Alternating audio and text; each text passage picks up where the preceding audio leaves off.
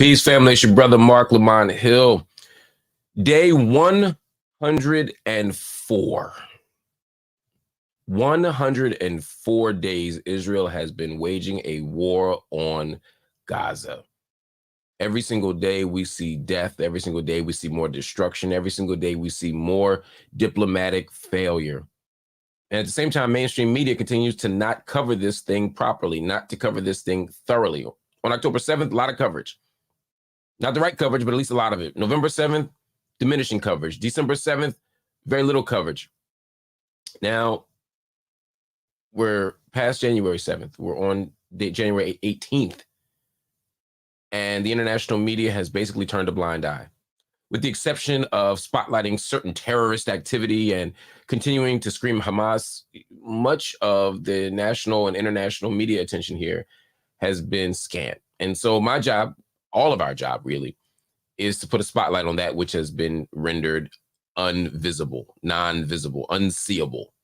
That's what we're doing here on the Marc Lamont Hill official YouTube channel. I want to make sure that everybody gets all the information, all the updates, everything that's going on in Gaza on a daily basis. So that's what we're doing. And I know there are people coming in from all around the country, all around the world, in fact. So as we go to the stories today, I want to make sure that you put in your city, put in your state, and put in your country. Let me know where you're coming in from, because it's always important to hear where folk are coming in from. So shout out to a few people as we get started here. WM, that's right, you made it in first. Shout out to you, of course. Same thing, Joe MD, Mama Bear, shout out. Joyce Gonzalez, a member of the channel. We appreciate you. Y'all hit me up and let me know where y'all coming in from. K Trotman said, free Palestine, free the Congo, free South Sudan. These are all connected. There's no doubt about that. No doubt about that. D. Wingate writes in and said, or Abdullah says, Assalamu alaikum from Atlanta. Wa alaikum salam wa rahmatullahi wa barakatuh. Abdullah, appreciate you. Got folk coming in from Haiti. Joe MD, you from Haiti. San Diego, California, from MLK for Equity. A lot of Atlanta folk today. ATLians in the building, Long Island, Toronto. I'm going to shout some more of y'all out later, but I want to appreciate or show my appreciation for all that you all are doing. Let's get to it, though. Day 104. You know, I don't like to just talk about body counts. I don't just like to talk about who has died or how many people have died. But the truth is, if we don't do that, if we don't keep track of the deaths, then the world will have you think that they're not happening. Last night, at least 16 Palestinians were killed. At least 16 Palestinians were killed from a shelling of a house east of Rafah. Rafah, again, southern border in the Gaza Strip. Last night, 16 Palestinians, that includes children, were killed. Local sources initially said it. Al Jazeera eventually verified the video footage. That's the shelling of a house. Once again, civilian infrastructure is being destroyed in Gaza, and the argument is always, well, that's where Hamas is hiding. And because that's been Israel's argument from the beginning, it serves as a justification for bombing a hospital, bombing a school, bombing a masjid, and bombing homes. Speaking of homes, the head of the Palestine Investment Fund, his name is Mohammed Mustafa. He was in Davos yesterday, as many world leaders are in Davos for the World Economic Forum. And he said that it will cost an estimated $15 billion, with a B, $15 billion to rebuild just the homes in Gaza. Just the homes. That's not hospitals. That's not schools. That's not museums. That's not parks. That's not other infrastructural things like roads, tunnels, bridges. No, just the homes will be $15 billion. And for some people, $15 billion is not a lot of money. But in a place like Gaza, that is astronomical. That is absolutely astronomical. So if you're thinking about the cost here, 16 more Palestinians killed, including children. That number takes us well over 24,000. I believe the number yesterday was 24,611. We could add at least 16 more to that. And those are conservative numbers. Some people have us in the 30s of thousands of people who have been killed in Palestine. And again, 10,000 children have been killed in Palestine. 10,000 children. There were only about 1 million, 1.1 million children in Gaza. That means that 1% of the civilian population in Gaza has been killed. That's a crisis.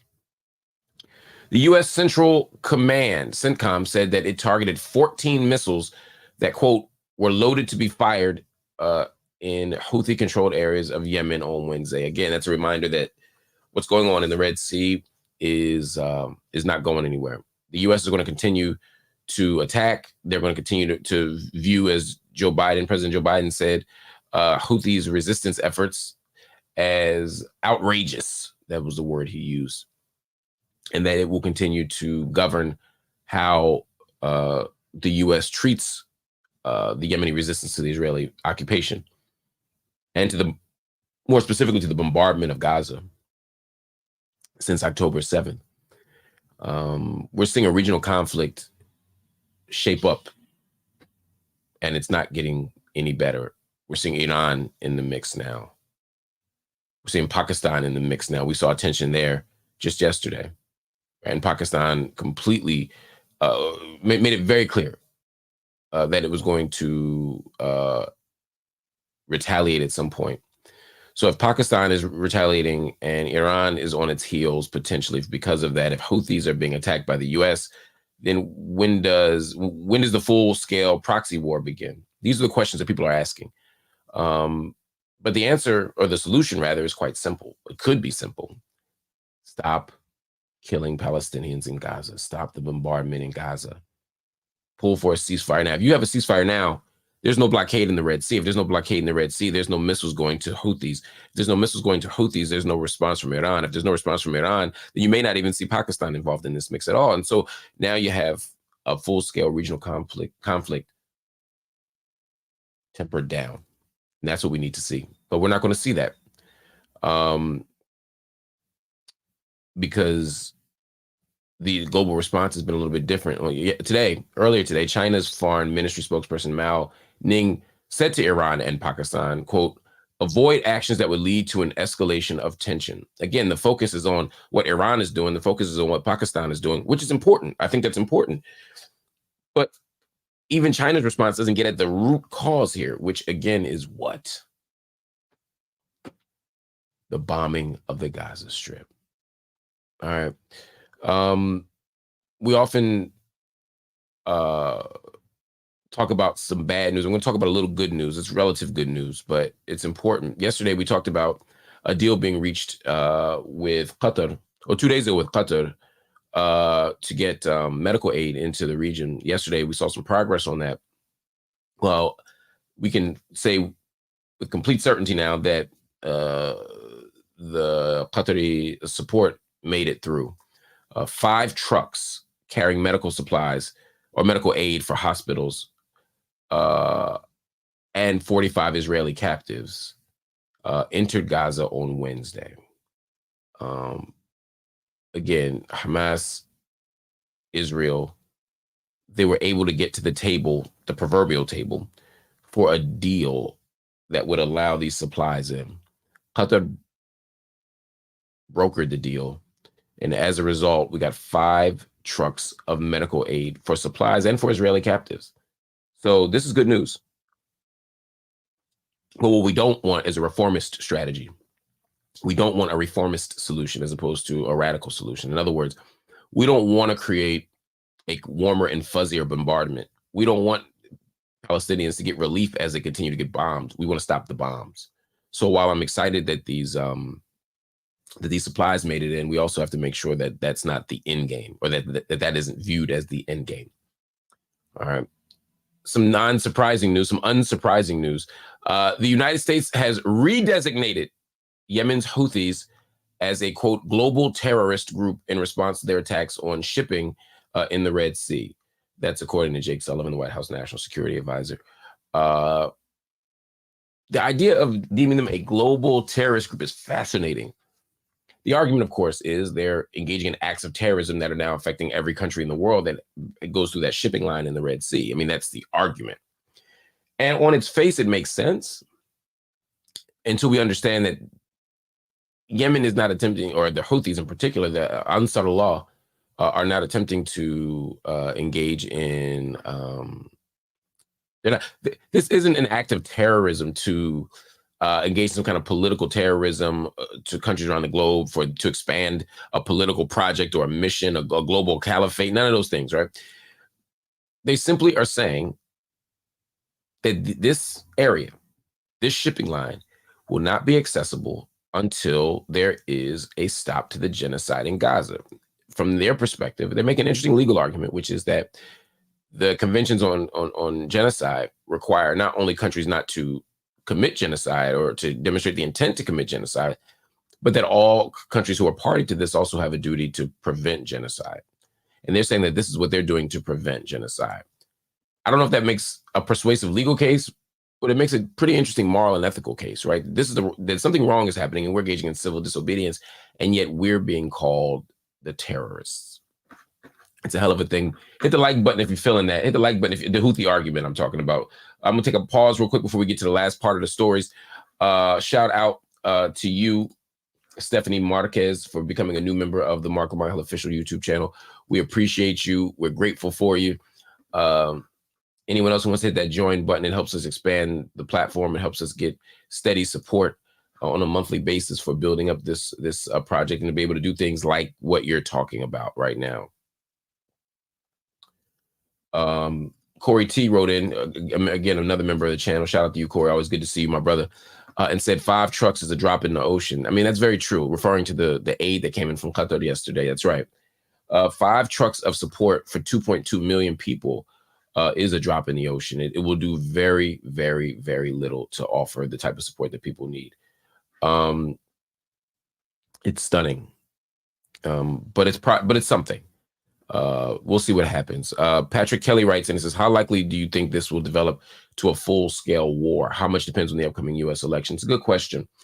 I don't think this, I'm still optimistic that this will not escalate into a full-scale war. That's my hope.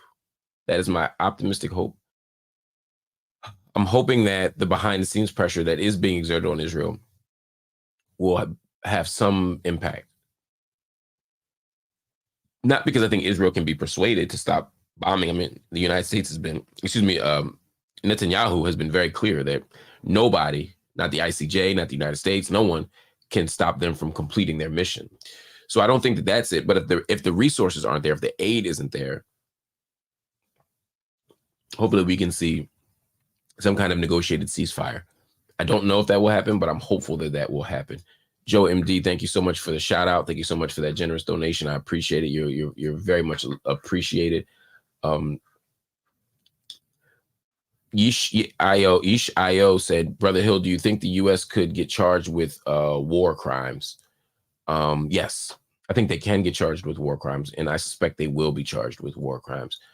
Now, the war crime, let me say this. They will be charged with some crime against humanity. They'll be charged with something, including maybe genocide, because of their complicity. That could be, I think a more likely outcome is that they'll be charged with genocide in the International Court of Justice, the ICJ. War crimes would be tried not in the ICJ, but in the ICC, the International Criminal Court.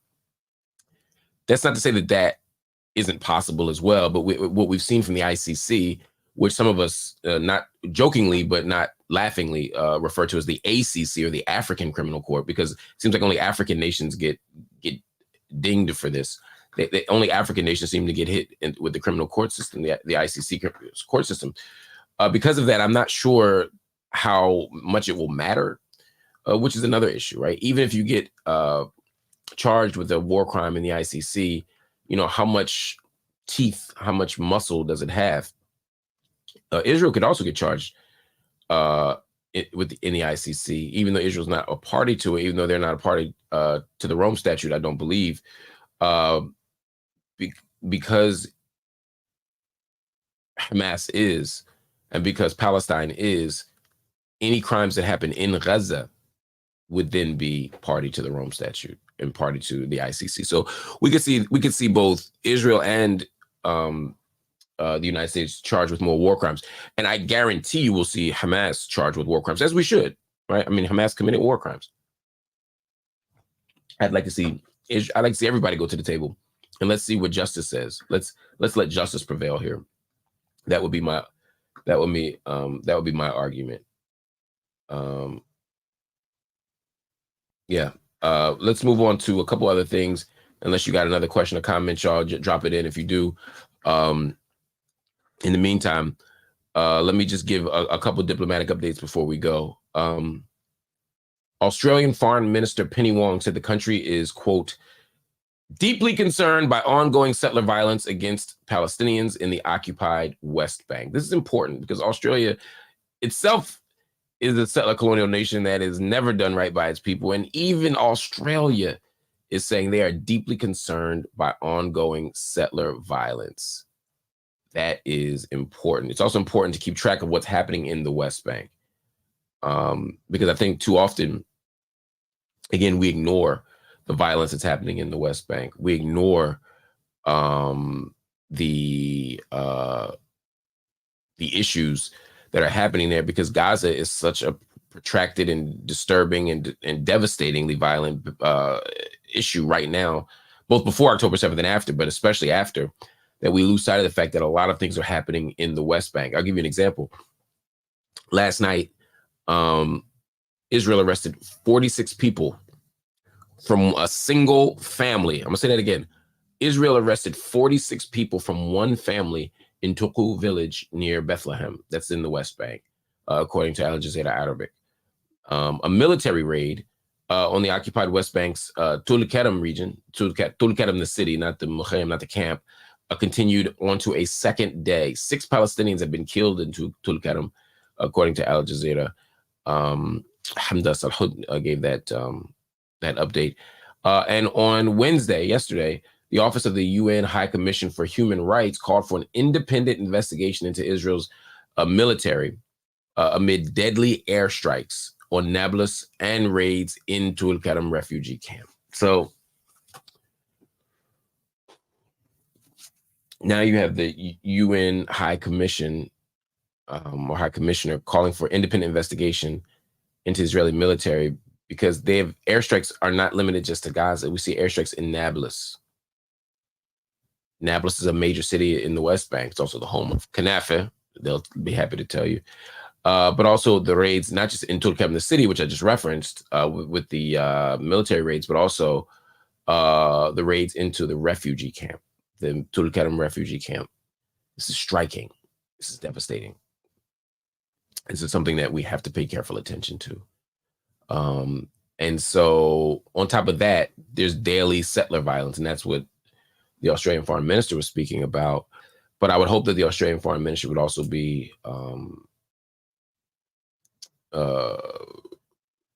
committed to seeing all violence in the West Bank, all the unlawful arrests, all the administrative detentions, all of the military strikes, all of the raids. And we're talking about 46 people in one family. They're effectively criminalizing people just for being Palestinian. Before we go, just a couple other quick notes. But let me see. I think there's a couple more comments that we wanted to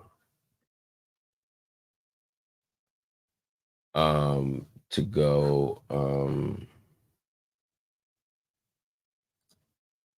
Your Arabic accent is not good. Thank you. Appreciate it. Will settlers ever leave the West Bank? Interesting question. I mean, that's a final status question, you know?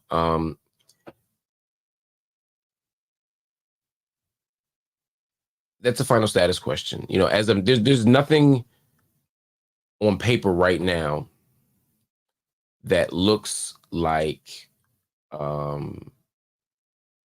settlers are going to leave. Israel's made it very clear that all of Eretz Israel is theirs. They've made it clear that they have no intention of leaving. And many Israelis, the Israeli government, and certainly the Israeli right, argues that those settlements aren't illegal, that it's theirs, that all of historic Palestine is theirs. The international community disagrees, but they've disagreed since 1967 and hasn't continued. It hasn't stopped.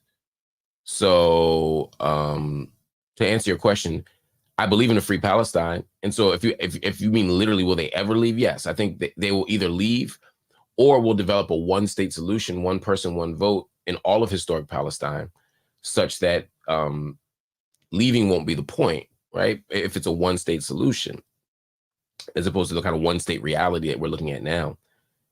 But I don't believe the settlers are ever just going to pack up and leave. I don't believe that Palestinians are going to get their land back uh, just because Israeli settlers or the Israeli government says, hey, you can have your land back. It's going to take negotiation. It's going to take struggle. It's going to take political resistance. It's going to take a solution, a political solution, I hope, that that leaves everybody with safety, dignity, self-determination, and justice. That's the only way this works. It's the only way, the only way, the only way this works. Iram, thank you for your support. Iram says, and thank you for your support, Iram. That means so much. We'll take one or two more. Let's see. Yeah, y'all be leaving the wildest comments for no reason. If found guilty of war crimes, can Benjamin Netanyahu and Joseph Biden face prison time? Absolutely. That is absolutely possible in the abstract. Is it likely? No.